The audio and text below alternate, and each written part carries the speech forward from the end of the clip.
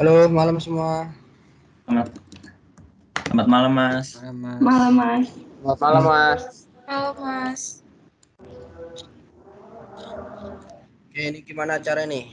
Mau langsung mulai atau ini udah lengkap semua? Udah, Mas. Sudah lengkap semua, Mas. Oke. Ya boleh langsung dimulai aja gimana caranya.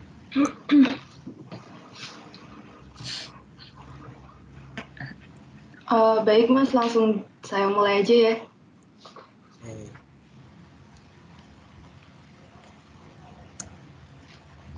Orang yang paling beruntung adalah mereka yang memiliki banyak ilmu pengetahuan dan bisa berbagi dengan orang lain.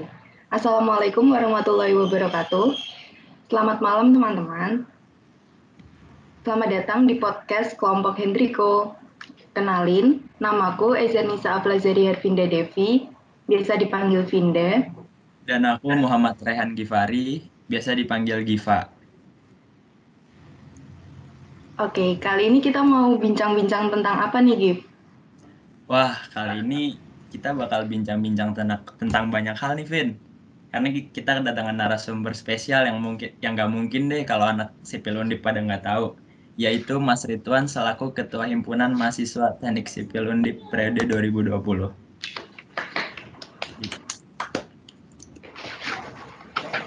Mungkin Mas Ridwan boleh perkenalan dulu, Mas.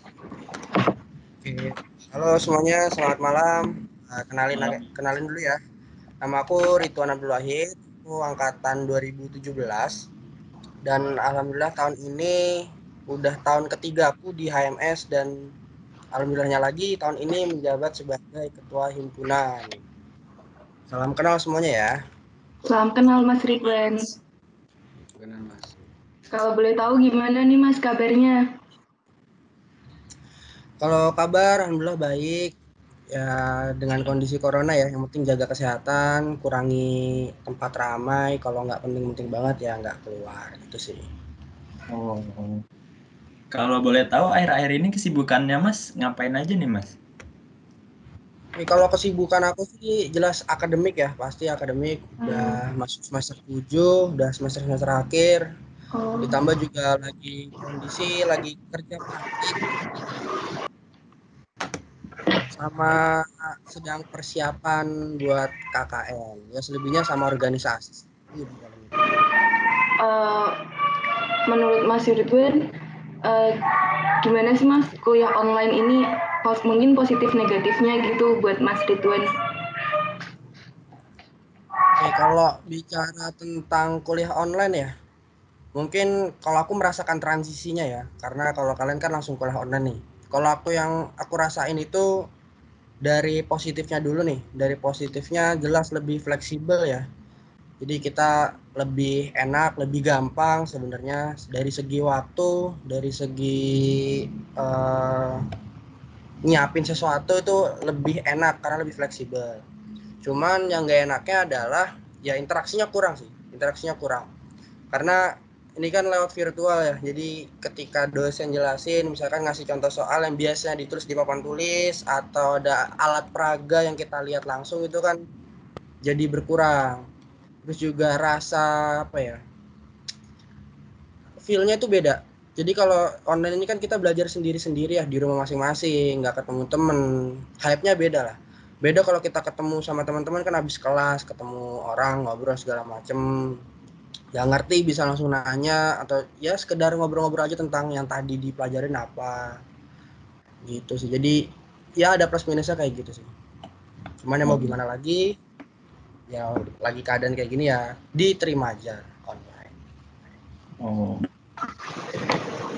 Berarti kalau untuk Mas Ridwan sendiri lebih prefer ke offline atau online nih, Mas?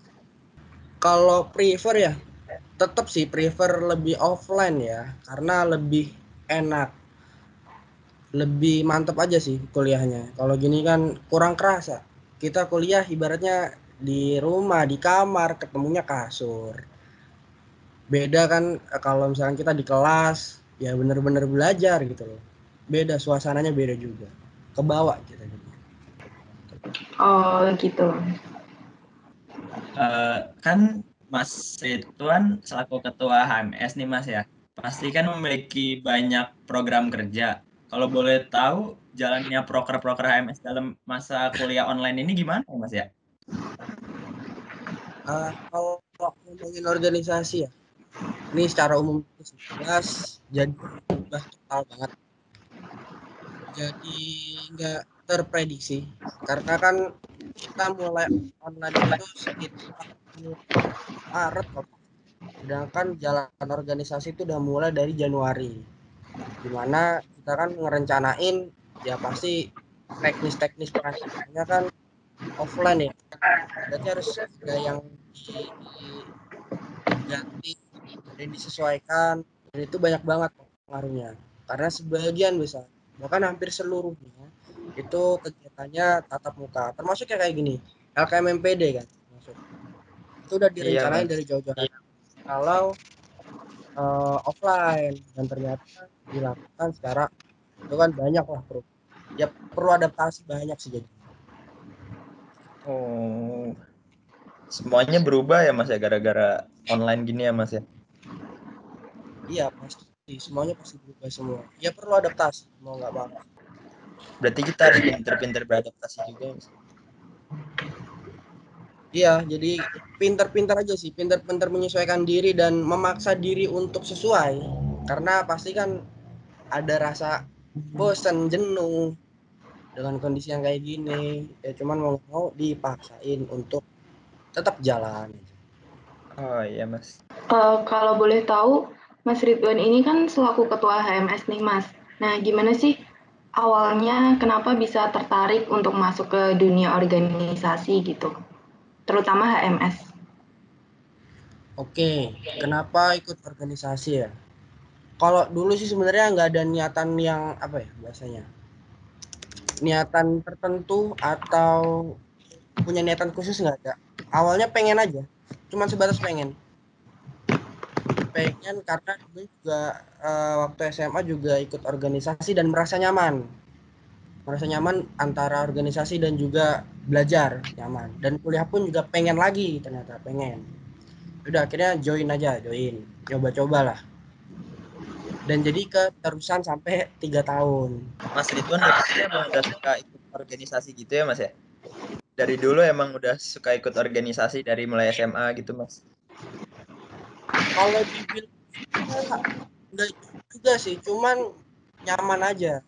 Maksudnya Oh iya iya. aku pribadi pernah juga ikut coba-coba organisasi yang lain, ikut juga. Kalau aku nggak nyaman ya aku nggak akan lanjutin gitu. Jadi Oh, bukan berarti aku suka organisasi jadi organisasi semua apa segala macam enggak. Tergantung sih, tergantung dari akunya. Kalau aku nyaman, sesuai sama diriku ya oke lanjut. Tapi kalau misalkan emang enggak, udah dilakuin sekali ya berikutnya udah nggak lanjut gitu. oh iya. Kalau boleh tahu nih Mas, Mas tuh ikut organisasinya selain HMS ada lagi nggak ya Mas? Kalau buat sekarang nggak ada. Cuman Oh, untuk semester 1 aku ikut 2 sama Alihwah, Biro Alihwah. Ini kalian udah ini kan ya, udah perkenalan ya? Udah perkenalan organisasi gitu ya? Atau eh, belum? Hmm, baru, baru beberapa sih Mas. beberapa ya. Oke. Ya aku tahun pertama ikut 2 itu sih, HMS sama Alihwah. Itu rohisnya departemen. Terus mulai tahun kedua sama tahun ketiga cuman di HMS saja. Oh iya iya iya. Mungkin ada tips Mas bagi kami yang ingin mengikuti organisasi gitu. Kalau tips ya mungkin aku ngasih pandangan dulu sih. Ngasih pandangan tentang organisasi dan kuliah itu kayak gimana. Kalau menurutku sendiri dan beberapa pengalaman bahkan udah disampaikan juga dari alumni bahwa kalau kuliah cuma sebatas kuliah, ketika nanti kalian masuk ke dunia kerja itu banyak yang kayak gitu juga. Sebenarnya tunjukkan kespesialan kalian. Nah, gimana caranya menunjukkan kespesialan kalian? Ya, kalian selama kuliah ini coba-coba. Apapun yang ada di kuliah itu kalian coba. Entah itu eh, di akademiknya kalian lebih condong kemana, lebih ibaratnya lebih bisa di bagian yang mana, lomba-lomba, organisasi, panitia, ibaratnya dicoba-coba. Nah, nanti kalian akan menemukan, oh kemampuanku yang spesial itu di bagian sini, kan di bagian manajemen perencanaan event, manajemen perencanaan organisasi. Kalian bisa bicarakan sesuatu. Nanti ketika yang bisa membuat kalian spesial. Oh dulu selama kuliah saya punya pengalaman gini, dengan kondisi ini saya bisa membentuk sesuatu yang baru atau bisa membentuk sesuatu yang berbeda kayak gitu sih. Jadi lebih ke ya silahkan selama kuliah ini coba-coba sebanyak yang kalian bisa. Jangan takut karena ibaratnya kuliah ini udah lapangan lapangan latihan kalian terakhir. Ya jadi selama kuliah ini kalian berusaha untuk coba segala hal dari yang kalian sebelumnya biasa ataupun yang belum pernah kalian coba sama sekali.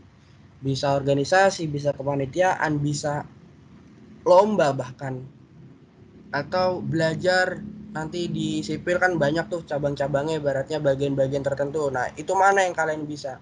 Kalian coba-coba aja dan nanti akan menemukan kespesialan diri kalian sendiri dan itu akan jadi modal kalian ketika nanti lulus. Kalian bisa beda dari orang lain, punya ciri khas. Gitu sih. Oh iya. Nah, kalau menurut Mas Ridwan, kan ini Mas Ridwan orang yang merupakan aktivis juga nih Mas, di departemen yang terkenal sibuk juga. Nah, gimana sih Mas caranya memanajemen waktu agar semua kegiatan itu berjalan dengan baik dan optimal? Oke. Kalau dari aku ya, ini yang perlu kalian tanamkan sih, mindset yang perlu kalian tanamkan. Mau apapun kegiatan kalian, itu nggak ada yang namanya nggak ada waktu. Yang ada itu adalah nggak bisa memanage waktu. Jadi jangan sampai kepikiran untuk, aduh waktunya nggak ada. Pasti ada. Tinggal kalian yang milih-milih. Itu yang terus kalau semisal sekarang di sipil nih, sipil terus ikut organisasi. Kalau sepengalamanku pribadi ya, itu tetap masih ada waktu untuk main, tetap ada waktu untuk istirahat yang cukup ada. Yang penting adalah kalian bisa bikin prioritas sih, bikin prioritas dan juga tertib waktu. Kalian ya kalau yang udah biasa tertib waktu kan kadang cuma pikir aja, oh ya nanti jam sekian aku harus ini, jam sekian harus ini. Ada orang yang kayak gitu, ada yang harus nulis dibikin tuh timeline dalam seharinya tuh mau ngapain aja. Nah itu silakan cara kalian sendiri-sendiri. Yang pasti harus tertib waktu dan konsisten. Karena percuma kalau kalian udah punya mindset bagus, punya perencanaan bagus, tapi waktu pelaksanaan kalian nggak konsisten. Kuncinya itu sih, direncanakan dan konsisten aja. Iya Mas. Lalu menurut Mas Ridwan nih, skala prioritas itu penting nggak ya Mas ya? Terus cara menentukan kegiatan jadi prioritas utama, kedua, ketiga, dan seterusnya itu gimana ya Mas? Oke. Yang lebih Prioritas itu penting. diprioritasin. Oke. Prioritas itu penting banget. Penting banget. Terlebih ketika kalian punya beberapa tanggung jawab ya. Atau bahkan banyak tanggung jawab. Jadi kalau prioritas itu yang paling pertama, yang paling nomor satu prioritas itu adalah sesuatu yang penting dan sesuatu yang nggak bisa kalian tinggalkan atau kalian wakilkan. Penting dan mendesak, penting dan mendesak. Itu penting, mendesak. Mendesak itu maksudnya gini, kalau penting kalian pasti udah tahu ya. Penting itu berarti sesuatu yang berarti buat kalian atau mempunyai pengaruh yang besar. Kalau mendesak itu adalah sebuah kegiatan ataupun sebuah agenda di mana kalau kalian lewatkan itu nggak bisa diulang. Oh iya. Misalkan kalian diminta datang untuk ketemu dosen tanda tangan terakhir hari itu juga. ketika udah lewat tanggal itu berarti kan kalian udah nggak bisa tanda tangan ya. Itu disebut mendesak. Oh iya iya. Dan mendesak.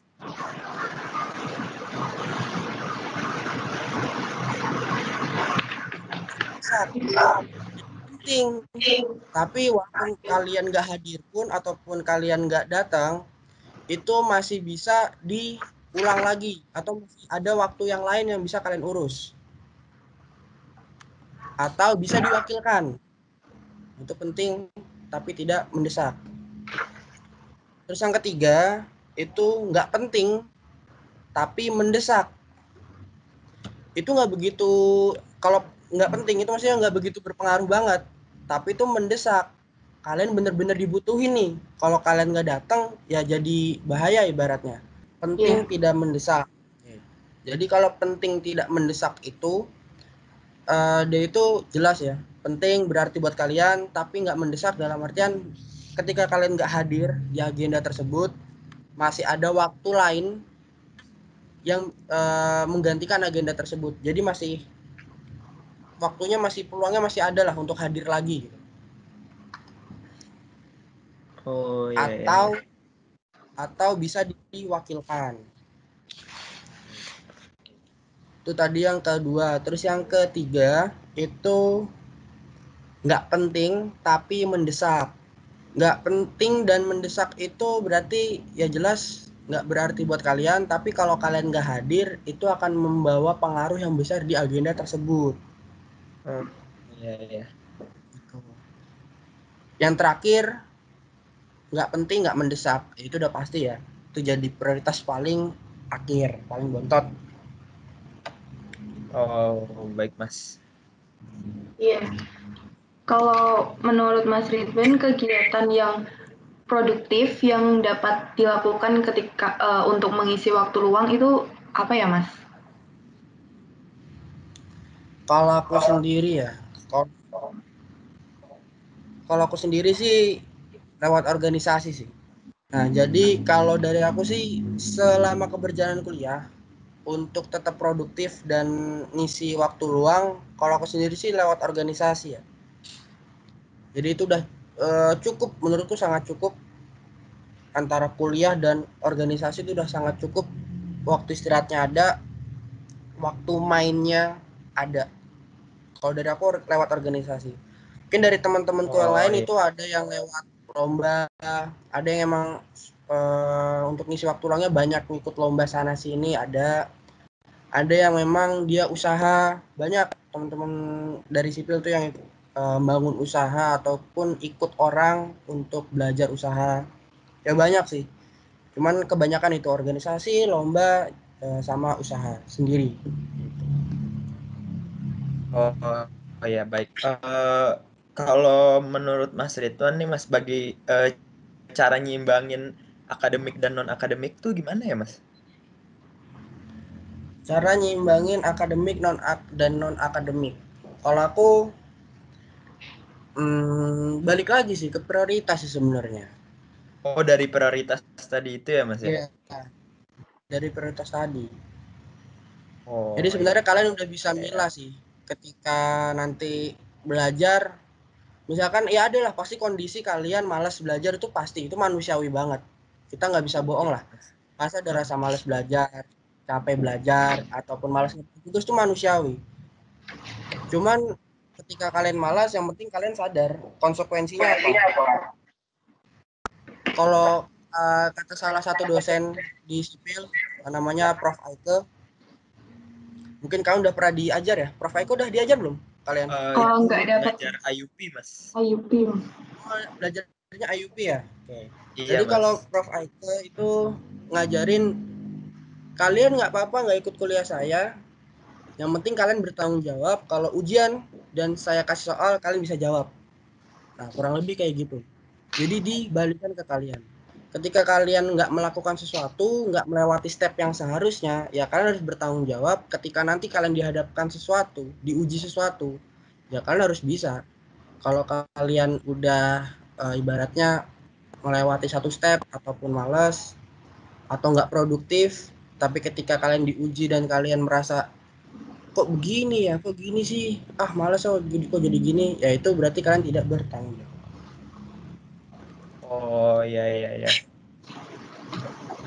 Kalau sama ini Mas, menurut Mas Ridwan pengembangan diri untuk masa depan itu sepenting apa ya Mas ya? Oke, pengembangan diri masa depan. Berarti ini ya, jangka panjangnya adalah jadi kalau masa depan ya lebih ke dunia kerja berarti ya. Kalau dari aku sih jangan sekedar menerima materi dosen aja dan bisa menjawab ujian karena itu nggak cukup, sangat nggak cukup. Oh iya iya iya. Iya. Belajarlah hal-hal yang bisa mendukung kalian. Jadi misalkan kalian belajar dari awal nih semester 1, kalian harus tahu dulu nih goals kalian ketika lulus tuh kalian mau apa. Ini kan skill ya, kalau kita Oh iya iya iya. bicara dunia kerja kan ada kontraktor, ada konsultan, atau mungkin Iya, dari kalian ada yang ya punya rencana lain, entah usaha, entah jadi tenaga pengajar atau yang lainnya, kan banyak ya. Kalian harus tentukan dulu. Misalkan kontraktor deh yang gampang. Misalkan kalian ingin jadi kontraktor, kalian harus cari tahu dulu kontraktor saat ini itu seperti apa. Dunia kontraktor itu seperti ini tuh kayak apa? Apa yang dibutuhin? Apakah cukup sama belajar kuliah aja? Enggak. Jadi sebagai seorang fresh graduate, ilmu yang dipakai tuh nggak sebanyak ilmu kuliah. Cuman ada beberapa aja. Dan kalian harus tahu itu. Oh iya Dan itu harus Mas. di breakdown dari kalian lulus semester 8, 7, 6 sampai semester 1 kalian harus breakdown. Jadi kalian tahu nanti semester 1 itu aku harus belajar apa biar aku nantinya ke depan bisa masuk di dunia kontraktor. Skill apa aja yang perlu aku tambahkan di luar dari apa yang diberikan oleh dosen. Entah skill misalkan apa ya? Software misalkan. Karena sekarang di perusahaan konstruksi banyak banget yang pakai software. Nah, itu kalian tambahin skill software ataupun skill-skill pendukung Iya. kalian yang lain, entah komunikasi, entah ya pembawaan diri lah, pengembangan diri yang lain yang memang diperlukan dalam dunia konstruksi. Dan yang terpenting adalah mental sih, mental. Jadi mental di sini bukan berarti ini ya, ibarat kalian mahasiswa baru ya, jangan berpikiran mental itu cuma sebatas kayak ospek atau apa segala macam yang diomel-omelin. Enggak, mental itu selama kalian berjalan aja, maju dosen itu juga melatih mental kalian. Jadi jangan Iya kaget Mas. ketika nanti selama keberjalanan kalian akan ditemukan banyak sandungan-sandungan lah, itu yang akan membentuk kalian, itu sebagai salah satu bentuk persiapan lah untuk nantinya ketika kalian. Oke, jadi intinya itu selama keberjalanan kuliah kalian jelas harus membekali diri, kalian harus tahu apa yang kalian butuh, kalian harus tahu skill apa yang harus kalian tambahkan di luar dunia kuliah, di luar dari materi yang diajarkan dosen, sama berlatihlah untuk punya mental yang kuat. Ketika ketemu dosen, dikritik dosen apa segala macam, ya itu bukan hal yang bukan hal yang nggak wajar ya, itu hal yang wajar, sangat wajar, dan kalian harus siap nerima itu. Jadi jangan kaget ketika nanti kuliah ya banyak ditemukan sandungan-sandungan lah, entah dari dosen ataupun yang lain. Itu akan membentuk Oh iya. kalian. Berarti mental tuh mental juga penting banget ya Mas ya. Ya penting banget. baik Mas, mungkin yang terakhir, eh, karena pertanyaannya udah semua, mungkin ada harapan untuk LKM MPD 2020 dan angkatan kami 2020, Mas. Oke, secara keseluruhan sih untuk angkatan 2020, aku pengen kalian dari sekarang, mumpung masih awal banget, kalian susunlah rencana jangka panjang kalian. Kalian pengen jadi apa? Ketika kuliah kalian Oh, harus fokus kemana? Jadi harus tahu line-nya atau jalurnya, track-nya kalian harus tahu. Jangan ibaratnya sembarang kuliah lah. Oh ya, aku udah belajar ini, aku bisa belajar ini kok, aku udah bisa belajar ini kok. Ya oke, kalian bisa, tapi yang kalian bisa ini nanti mau dibawa kemana-kemananya. Itu harus kalian Iya. susun. Dan kalian maksimalin lah tempat latihan terakhir kalian sebelum masuk ke dunia kerja. Jadi cobalah berbagai macam hal yang mungkin baru ataupun sudah pernah kalian lakukan, itu dicoba aja. Eh, sama yang terakhir nih Mas, kesan pesannya buat wawancara ini gimana ya Mas? Kesan pesannya apa ya? Gak apa-apa, Aneh gak ya, apa-apa Mas, karena jujur aja Mas. aneh soalnya karena online sih, belum terbiasa sih. Aneh soalnya kalau Iya Mas, ngobrol-ngobrol, apalagi kita kan belum pernah ketemu ya. Kita belum iya pernah Mas, ketemu. jadi agak aneh gitu Jadi ya Mas ya. aneh aja sih. Iya. Kecuali kalau kita udah pernah ketemu, mungkin kalau ngobrol gini ya kayak orang video call ya. Cuman kan karena kita belum Iya ketemu Mas. jadi kayak kurang aja. Iya. Jadi Iya, kurang rasa. emang. Itu sih paling kalau Oh, kesan-pesan mah. iya nggak apa-apa Mas, biar kita dapat masukan juga gitu. Ah, Mungkin wawancaranya udah ini Mas, udah selesai. Makasih buat saran-saran dari Mas semuanya. Jadi banyak yang lebih kita tahu lagi Mas. Mungkin sebelum kami tutup, ada closing statement dari Mas Ridwan. Kalau closing statement Ada mungkin sama kayak ada tadi ya. quotes atau apa gitu. Iya. Kalau quotes sih paling nggak ada quotes yang bagus-bagus ya. Kalau dari aku, jangan kaget untuk kuliah di sipil, ketemu sama dosen-dosen. Jangan kaget kalau Waduh. nanti banyak rintangan-rintangan atau sandungan-sandungan. Kalian nggak usah takut, itu hal yang biasa lah. Iya Mas. Dinikmatin aja, karena itu akan membentuk kalian.